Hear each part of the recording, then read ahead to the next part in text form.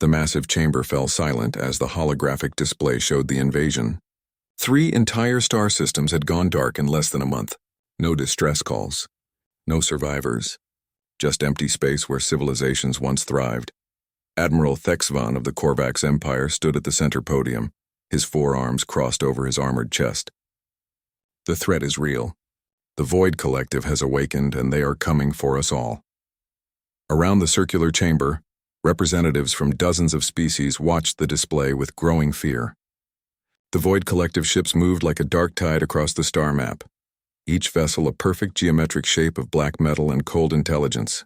They were machines ancient and merciless, and they had been dormant for 10,000 years. The Korvax Empire pledges 300 battlecruisers, Thexvan announced, his voice echoing through the chamber. We will not let these machines destroy what we have built. The Thessian delegate rose next, her crystalline body reflecting the chamber lights. The Thessian alliance commits 150 dreadnoughts and our entire defense fleet. We stand together. One by one, species after species stood to pledge their military might. The Zektar Confederacy offered 500 warships. The Plenari Collective sent 200 ships equipped with their best plasma weapons. The Ordani brought their carrier groups. Every major power in the galaxy was mobilizing for war. Ambassador Lisa Chen sat quietly in the human section, watching and listening. She was a small woman compared to most species in the chamber, wearing a simple gray suit. Her dark eyes tracked each speaker, noting the numbers, the ship types, the strategies being discussed. And what of humanity?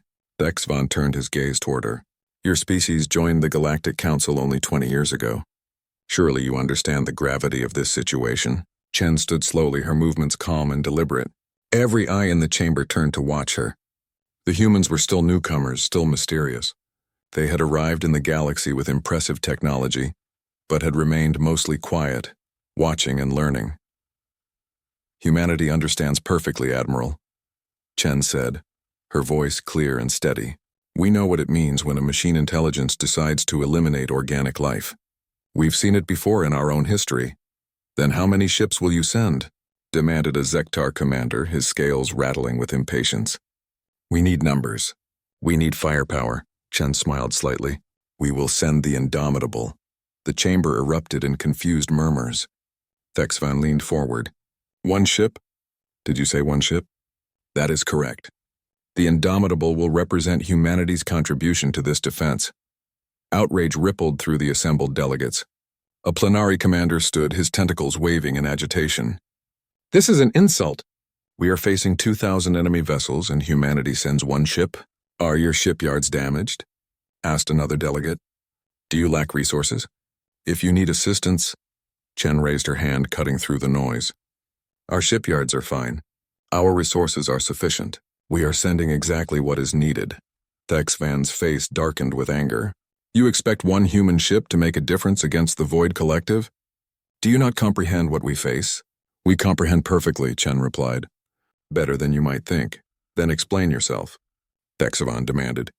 Why insult this council with such a pathetic contribution? Chen gathered her datapad and prepared to leave. The Indomitable will arrive at the designated defense point in 4 days. When she does, you will understand. Until then, I suggest you finish your preparations. Wait, called the Thessian delegate. At least tell us what kind of ship this is. A battlecruiser? A carrier? Chen paused at the exit. The Indomitable is unique. There is nothing else like her in the galaxy. She looked directly at Thexvan. Trust me, Admiral. When the battle comes, you will be grateful she is on our side. With that, Ambassador Chen left the chamber, leaving behind a room full of confused and angry alien commanders. In the days that followed, the galaxy mobilized for war. Fleets from a dozen species converged on the Kepler expanse, a strategic point along the Void Collective's projected path. Thousands of warships took up defensive positions, creating a wall of metal and firepower that stretched across light years. Supply ships ferried ammunition and fuel. Medical frigates prepared for casualties. Command carriers established communication networks. It was the largest military gathering the galaxy had seen in centuries, and through it all, the alien commanders wondered about the humans. What was this Indomitable? Why would they send only 1 ship? Was it arrogance, or did they simply not care about the rest of the galaxy? On the 4th day, Long-range sensors detected a massive energy signature approaching the Kepler expanse. Ships across the Allied fleet went to alert status, weapons charging, crews rushing to battle stations. "Is it the Void Collective?" demanded Thexvan from his command ship. "Negative, Admiral," replied his sensor officer. "The signature is different. It's a human vessel. Visual on screen." The display flickered to life, showing empty space. Then, reality tore open as a ship dropped out of faster-than-light travel. The Indomitable had arrived, and she was like nothing the galaxy had ever seen. Admiral Thexvan stared at the display screen, his 4 hands gripping the command rail so tightly it began to bend. Around him, his bridge crew had fallen silent, all eyes locked on the image before them. The Indomitable was enormous. At 12 kilometers long, she dwarfed every ship in the Allied fleet. She was bigger than the Korvax super-dreadnoughts, larger than the Thessian colony ships, more massive than anything Thexvan had seen in 40 years of military service. But that was not what troubled him. The ship's hull was smooth, almost elegant, with sweeping curves and minimal surface features. There were no obvious weapon ports, no missile tubes, no energy cannon arrays, no armor plating designed to deflect incoming fire. "What kind of warship is this?" whispered his tactical officer. "It is not a warship," Thexvan said slowly. "It looks like a mobile station, or perhaps a colony ship." Communications crackled to life. "Allied Fleet Command, this is Captain Sarah Okonkwo of the human vessel Indomitable. We have arrived and are ready to assist in the defense." The voice was calm, professional, and entirely too relaxed for someone about to face 2,000 enemy vessels. Thexvan activated his command channel. "Captain Okonkwo, this is Admiral Thexvan, Fleet Commander. I must ask directly, what type of ship is the Indomitable? Our sensors show no weapon systems." There was a pause. Then Okonkwo replied with what sounded like amusement. "Admiral, the Indomitable is exactly the type of ship we need for this engagement. You will see soon enough. Captain, I am looking at your vessel right now. It appears to be unarmed. Appearances can be deceiving, Admiral." Other commanders on the fleet command channel began to chime in. A Zektar captain's voice was sharp with anger. "Is this a joke? Did humanity send a cargo ship to a battle?" "Perhaps it is a hospital ship," suggested a Plenary commander. "Though that makes little sense." A Thessian voice, cold and precise, cut through the chatter. "I am detecting unusual energy signatures from the human vessel. The power readings are extraordinary. Whatever that ship is, it has more power generation than my entire fleet combined." Thexvan felt a chill run down his spine. That much power, in a seemingly unarmed ship. What were the humans planning? "Captain Okonkwo," he said carefully, "perhaps you could explain your vessel's purpose." "We're a mobile research and development platform, Admiral. We study advanced physics and develop new technologies. You brought a research ship to a war? We brought the right tool for the job." Okonkwo's voice remained frustratingly calm. "Now, if you will excuse me, we need to take up our position." On the tactical display, the Indomitable began to move. She glided through space with surprising grace for such a massive vessel, heading directly toward the front of the Allied formation. "What is she doing?" demanded a Zektar commander. "She will be directly in the enemy's path." Thexvan watched in disbelief as the human ship positioned herself at the very center of the defensive line, the most dangerous position in the entire formation. "Captain Okonkwo, you are placing your vessel at extreme risk. That position will receive the heaviest fire." "We know, Admiral. This is exactly where we need to be. But you have no weapons, no shields. You will be destroyed in minutes."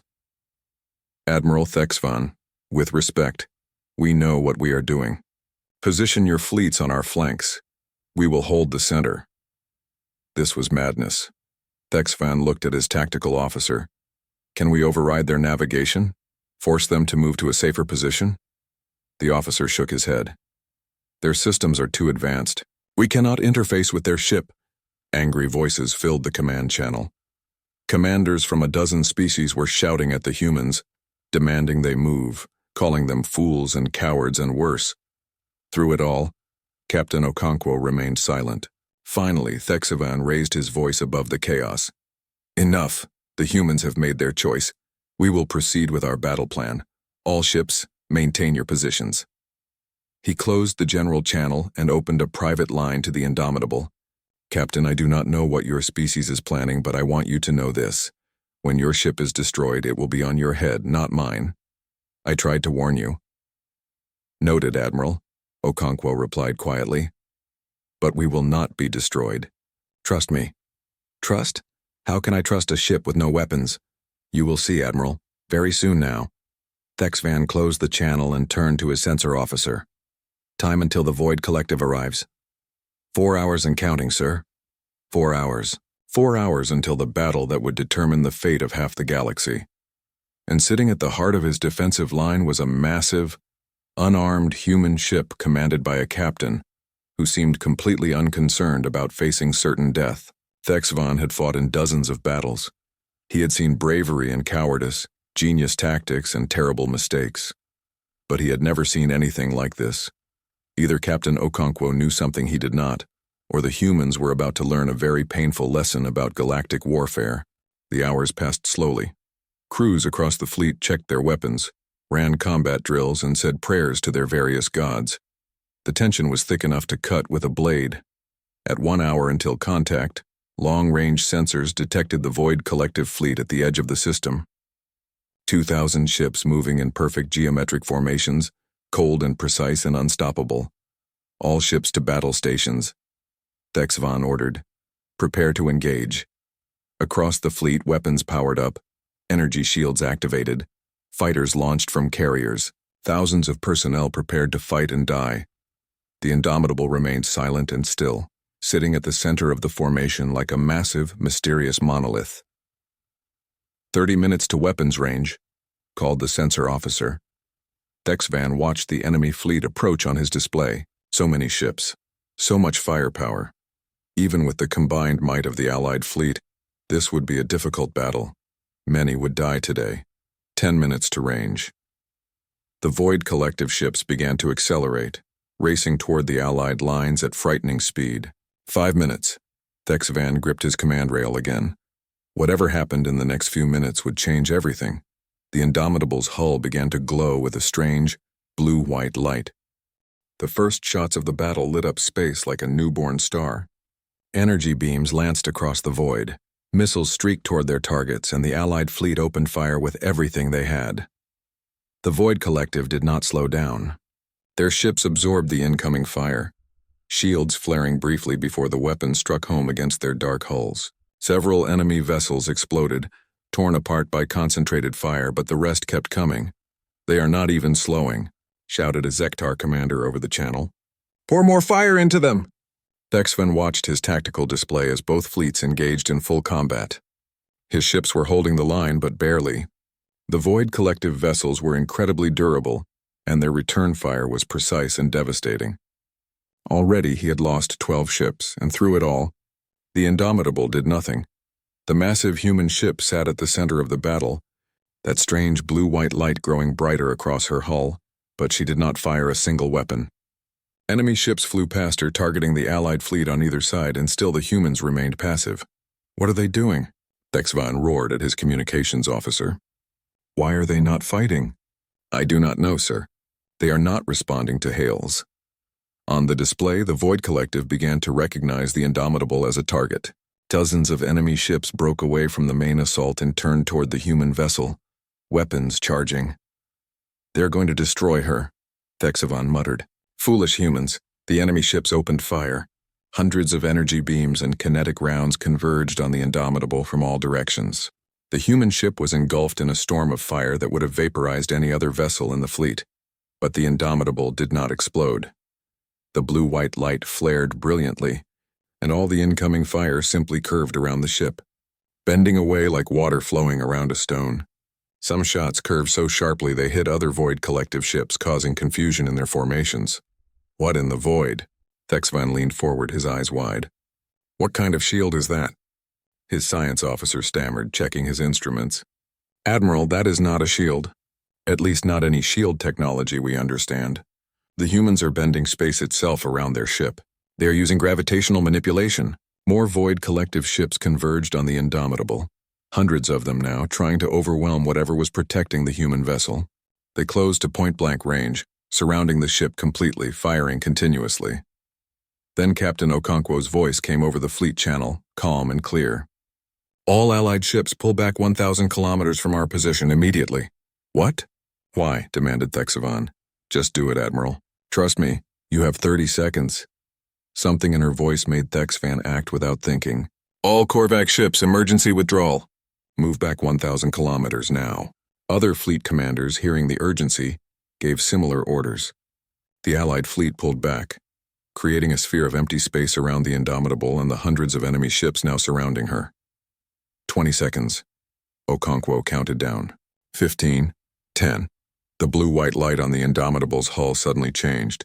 Segments of the smooth hull began to open, revealing the ship's interior. But these were not weapon ports in any traditional sense. They were spheres of absolute darkness, each one a perfect circle of black that seemed to drink in the light around it. 5 seconds. 3, 2, 1. Activating. The universe screamed. That was the only way Thexvan could describe it. His instruments went insane, alarms blaring across every system. Space itself was being torn apart. From each of the dark spheres on the Indomitable's hull, tendrils of distorted space-time emerged. They were not beams or projectiles. They were wounds in reality, gravitational whips that lashed out at the surrounding enemy ships. A Void Collective cruiser was caught by one of these whips. The ship crumpled like paper, its 1,000-meter hull compressed into a ball of crushed metal no larger than a fighter craft. Another enemy ship was stretched, pulled apart lengthwise until it snapped like a breaking bone. More weapons activated on the Indomitable. Directed gravity wells opened in the midst of enemy formations, creating intense gravitational fields that pulled dozens of ships together. They collided at incredible speeds, tearing each other apart, creating clouds of debris that were immediately sucked into the gravity wells and crushed out of existence. By all the stars, whispered Thexvan, they weaponized black holes. His science officer was frantically trying to understand what he was seeing. Sir, those weapons are creating and controlling microsingularities. The power requirements alone should be impossible, and the precision needed to prevent them from consuming everything, including the Indomitable itself. Another weapon system activated. Beams of intense radiation lanced out from the human ship. But these were unlike any energy weapons the galaxy knew. They were Hawking radiation, the energy that escapes from black holes. When these beams touched enemy ships, the vessels simply ceased to exist. They did not explode. They did not burn. They disintegrated at the quantum level, their very atoms torn apart. The Void Collective tried to retreat, their perfect formations breaking down into chaos. But the Indomitable was not finished. A new weapon emerged from the ship's central hull, a sphere that glowed with power so intense it hurt to look at. It was a Penrose sphere, extracting energy directly from a contained black hole through rotational mechanics. When it fired, a column of pure energy erupted across space, sweeping through the enemy fleet like a scythe. Everything it touched was vaporized. Shields, armor, hull, nothing could withstand it. The beam carved through 200 enemy ships in less than 10 seconds. The battle was no longer a battle. It was a massacre. In 30 minutes, the Indomitable single-handedly destroyed over 1,400 Void Collective ships.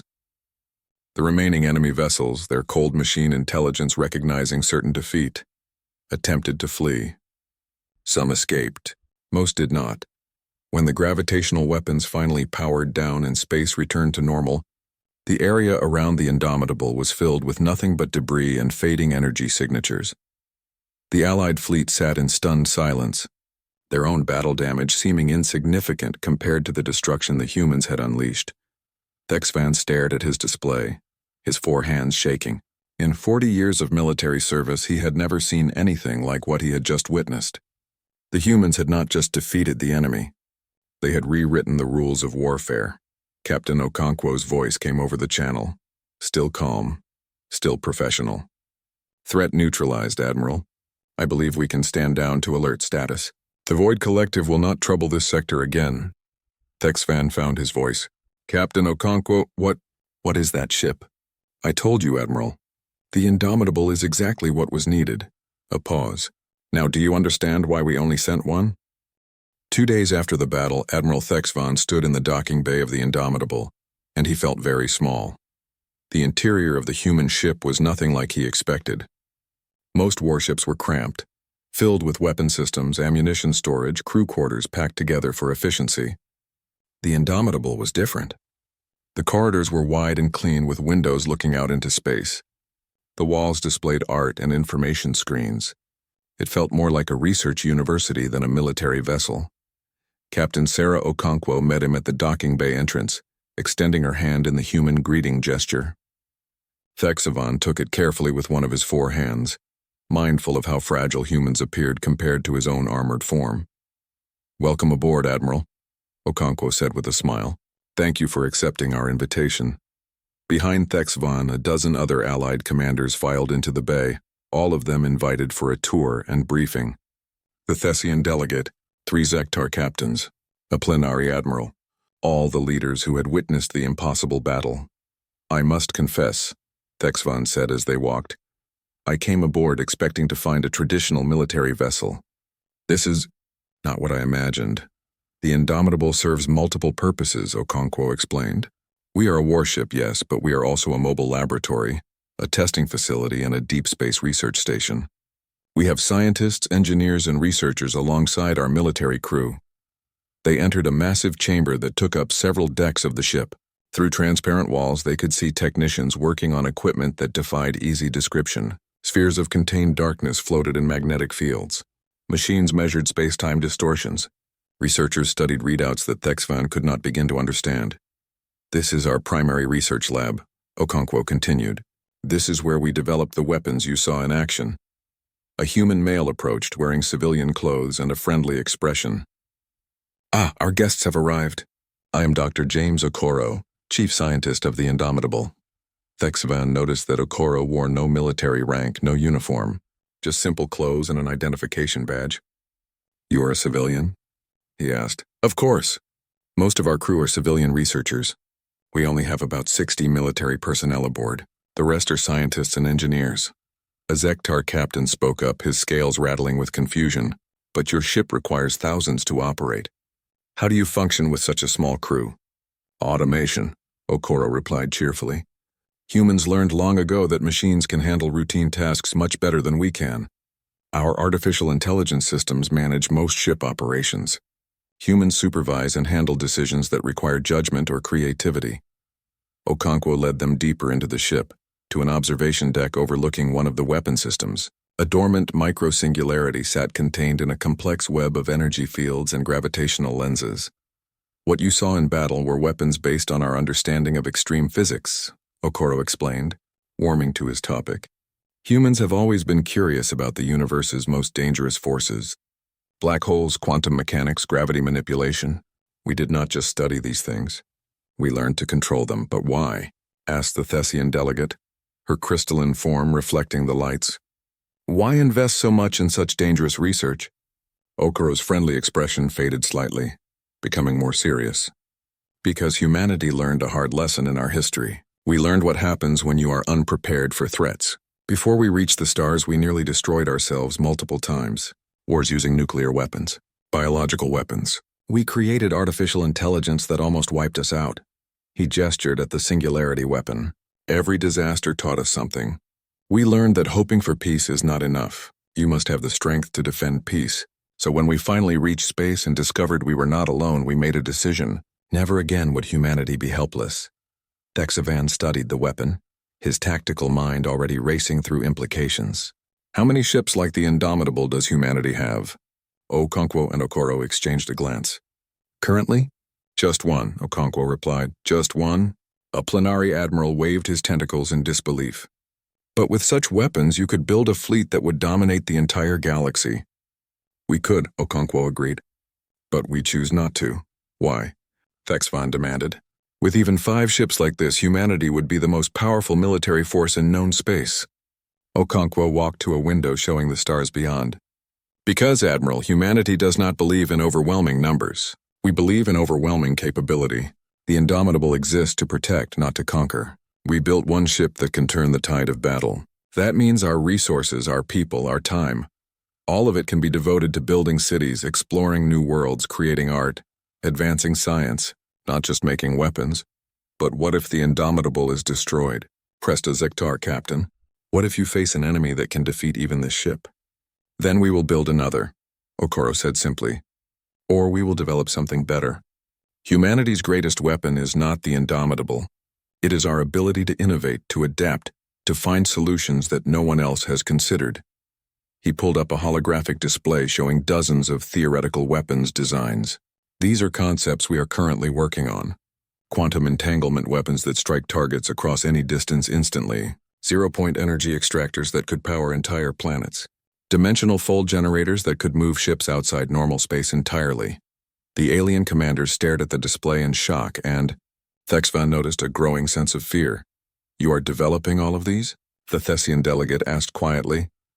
We research many things, Okonkwo replied carefully. Not all of them become reality. But we prepare for possibilities, Thexvan understood now. He understood why Ambassador Chen had been so calm, so confident. Humanity had not sent one ship out of weakness or arrogance. They sent one ship because one ship was all they needed. And behind that one ship was the promise of more, of weapons that had not even been imagined yet. I must ask you directly, Captain, Thexvan said. Does humanity intend to conquer the galaxy? Okonkwo met his gaze steadily. No, Admiral. We do not seek conquest. We seek only two things: freedom for ourselves and deterrence against those who would threaten us. The Indomitable exists so that no one ever looks at humanity and thinks we are easy prey. And if others feel threatened by your power, then they are welcome to remain peaceful and they will have nothing to fear from us. Okonkwo's voice was calm but firm. But if they choose aggression, they will learn what you learned in that battle. Humanity has learned to weaponize the impossible, and we will do whatever is necessary to protect our people. The tour concluded shortly after, with each commander returning to their own ships, minds full of troubling thoughts. The victory over the Void Collective should have been a celebration. Instead, it had revealed a truth that changed everything. Humanity was no longer the newcomers, the weak species that needed protection. They had become something else entirely, a species that looked at black holes and saw weapons, a species that studied the universe's most destructive forces and learned to wield them. As Thexvan's shuttle departed the Indomitable, he looked back at the massive ship. It hung in space like a sleeping giant, beautiful and terrible. He had come aboard seeking answers. He had found them. But now he had new questions and they troubled him deeply. What else was humanity capable of? And more importantly, could anyone stop them if they chose a darker path? 3 months after the Battle of Kepler Expanse, Ambassador Lisa Chen stood before the Galactic Council once again. But this time the atmosphere was very different. The chamber was packed. Every species in the council had sent representatives, and many had brought military advisors. The galleries were full of observers, reporters, and diplomats. Everyone wanted to hear what humanity would say. The story of the Indomitable had spread across the galaxy like wildfire. Some species told it as a tale of heroism and salvation. Others whispered it as a warning, a nightmare story about the species that could destroy reality itself. Artists created songs and paintings about the battle. Military academies studied the tactics. Children played games pretending to be the Indomitable's crew. But beneath the fascination was fear. Chen walked to the central podium, her steps echoing in the unusually quiet chamber. She carried no notes, no prepared speech. She had been speaking to worried delegations for weeks now, answering the same questions over and over. Today she would address them all at once. Members of the council, she began, her voice steady. I know why you asked me here today. You want to understand what humanity wants. You want to know if you should fear us. You want guarantees that we will not use our weapons against you. She paused, looking around the chamber at all the different faces, the various species that made up the galactic community. 3 months ago, many of you thought humanity was weak. You thought we were newcomers who did not understand how things worked. You thought sending one ship was foolish or insulting. She smiled slightly. Now you think we are too strong. Too dangerous. The truth is somewhere in between. A Korvax senator stood. Ambassador Chen, with respect. Your ship destroyed over 1,400 vessels in 30 minutes. You demonstrated weapons technology that should not be possible. How can we not be concerned? You should be concerned. Chen replied bluntly, and the chamber stirred with worried murmurs. You should be concerned the same way we are concerned. Do you know why humanity developed these weapons? Let me tell you a story about my species. She activated a holographic display, showing images of Earth's history, wars, devastation, cities in ruins. Humanity almost went extinct, multiple times. We created nuclear weapons and nearly destroyed ourselves with them. We built artificial intelligence that turned against us and killed billions. We engineered biological weapons that created plagues. We poisoned our own world and watched our ecosystems collapse. The images shifted to show graveyards, memorials, monuments to the dead. Every generation of humans grew up learning about these near extinctions. We learned what happens when you are unprepared, when you are weak, when you trust that others will not hurt you. The chamber was completely silent now, all eyes fixed on the terrible history playing out on the display. So when we finally reached the stars and discovered we were not alone, we made a promise. Never again. Never again would humanity be helpless. Never again would we be victims. Chen's voice was firm, passionate. The indomitable exists because we refuse to let anyone else dictate our survival. She exists because we learned that peace requires strength. A Thessian delegate spoke up. But strength also corrupts. Power leads to aggression. How do we know humanity will not use these weapons to conquer? Because we have been conquerors before, and we learned that lesson too, Chen replied. Human history is full of empires that rose and fell, nations that conquered others and brought only misery. We learned that conquest brings no lasting peace, no real security, only more conflict.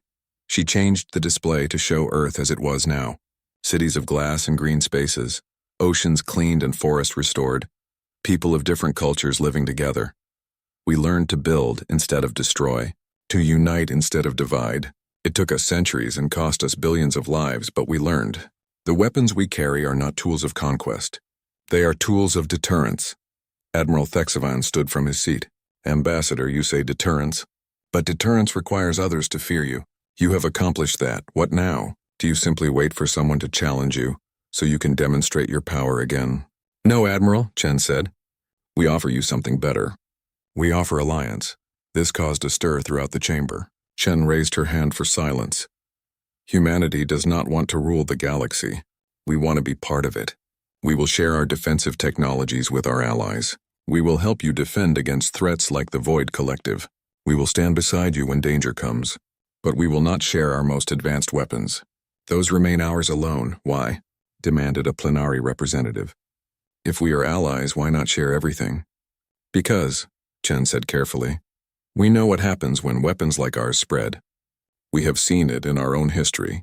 Once a weapon exists, it will be used. Once many species have singularity weapons, it becomes only a matter of time before someone uses them in anger, in fear, or by accident. The galaxy would not survive that. She looked directly at Thexvan. We built one indomitable. We could build more. We could build 100 of them and dominate everyone. But we will not. We will build only what we need for defense and no more. This is our promise to you. A Zektar senator stood. And what if we do not believe your promise? What if we decide you are too dangerous to exist? The chamber went deathly quiet. It was the question everyone was thinking, but few dared to say aloud. Chen's expression did not change, but her voice became colder. Then you would make a terrible mistake. We do not seek conflict, but if you bring war to humanity, you will learn exactly what the Void Collective learned. We will defend ourselves with every weapon we possess, every technology we have developed, every innovation we can create. She paused. I hope it never comes to that. I believe we can all be better than that. The Zektar senator slowly sat down, his scales pale. Ambassador Chen continued, her voice softening again. The galaxy faces many threats. The Void Collective was only one. There will be others. Pirates, rogue states, unknown dangers from the dark spaces between stars. Humanity wants to face these threats together with you. As allies, as equals. Thexvan laughed bitterly. After what we have seen, can any of us truly consider ourselves your equals? Yes, Chen said firmly. Because strength is not just about weapons. You have things we do not have. Diplomatic wisdom, cultural knowledge, resources, technologies we have not developed. We are new to this galaxy. We have much to learn, and we would rather learn it as friends than as conquerors or victims. She deactivated the display and looked around the chamber one last time. the Indomitable, will remain on active patrol along the galactic rim. She will respond to threats against any council member. That is our commitment. In return, we ask only that you respect our sovereignty and work with us as partners. Chen smiled. We sent one ship and you were afraid. Imagine what we could accomplish together if we worked as allies instead of adversaries. The vote came 3 days later. After extensive debate, the Galactic Council formally offered humanity a full defensive alliance. The Korvax Empire led the vote, with Admiral Thexvon personally advocating for the agreement. Captain Sarah Okonkwo was promoted to Fleet Admiral and given command of a new joint task force, training Allied personnel in advanced combat tactics and defensive strategies. The Indomitable departed Earth for her patrol duties, but she did not leave alone. In Earth's orbital shipyards, 6 new vessels were under construction. Each one different, each one revolutionary, each one pushing the boundaries of what was thought possible. One ship was designed to manipulate time itself, slowing it in local areas to trap enemy fleets. Another could open artificial wormholes appearing anywhere in the galaxy instantly. A third was experimenting with quantum weapons that existed in multiple states simultaneously. Dr. Okoro stood in the Indomitable's lab, studying readouts from their latest experiment with zero-point energy. Captain Okonkwo joined him, coffee in hand, looking tired but satisfied. The council is still nervous, Okonkwo said. They are not sure whether to thank us or fear us. Let them be both, Okoro replied. Respect born from fear and gratitude is still respect. And when the next threat comes, the one that is worse than the Void Collective? Okoro smiled. Then we will innovate something new. That is what humans do. We face the impossible and make it possible. Okonkwo looked out the window at the stars, at the vast galaxy that was now paying attention to humanity. The council expected us to arrive with a fleet. They thought strength meant numbers. And we taught them different, Okoro said. Yes. We taught them that strength means capability. That one ship with the right technology and the right crew can change everything. Okonkwo finished her coffee. The galaxy thought a single vessel could not matter. We proved them wrong. Far below on Earth, construction continued on the new ships. Engineers worked on weapons that would make the Indomitable look primitive. Scientists explored theories that could reshape the understanding of physics. Humanity had announced itself to the galaxy, not with conquest or threats, but with a demonstration that could not be ignored. The fleet expected a battle. The galaxy mobilized thousands of ships. Humanity sent one vessel, and the galaxy would never be the same.